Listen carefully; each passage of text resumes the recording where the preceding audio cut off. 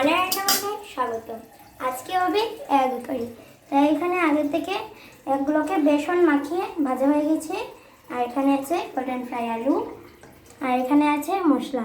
এখানে আছে পেঁয়াজ বাটা, আছে রসুন বাটা, আদা বাটা আছে, আর এখানে আছে জিরে, ধনে, হলুদ ও লঙ্কা গুঁড়ো দিয়ে একটা মিক্সচার বানানো হয়েছে। এখানে প্রথমত ফোড়নে দেওয়া হয়েছে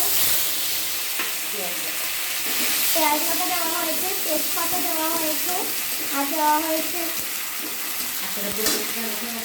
পুরোটা ভিডিও তোমরা লাস্ট পর্যন্ত দেখো, আশা করি ভালো লাগবে।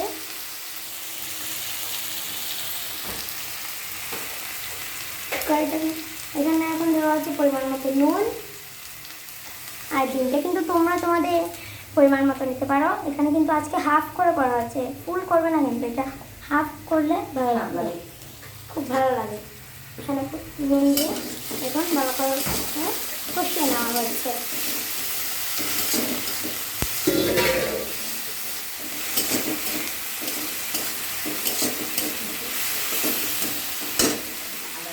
এখন দেওয়া হবে আদা বাটা, আদা বাটা। এখন দেওয়া হচ্ছে রসুন বাটা।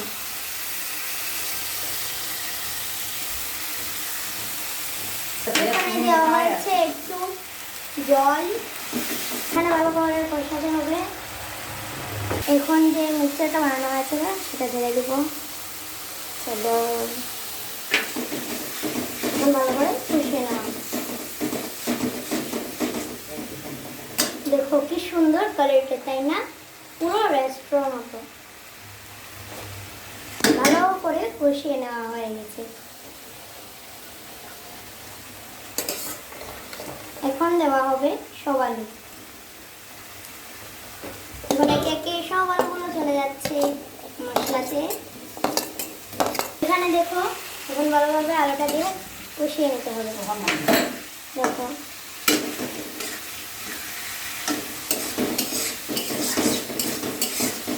দেখো এখন কষানোর পরে ঢালা হবে জল। যেখানে একটা জল, গরম জলটা দিলে ভালো হয়।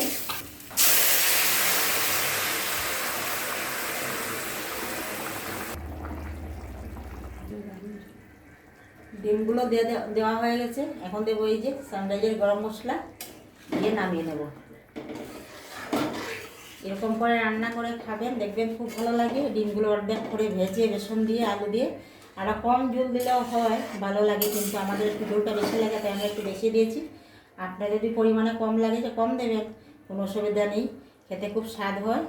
আর আজকের মতো অতটুকুই। আর লাইক করবে, কমেন্ট করবে, শেয়ার করবে, সাবস্ক্রাইব করবে অবশ্যই। ফেসবুক থেকে দেখলে ফলো করবে।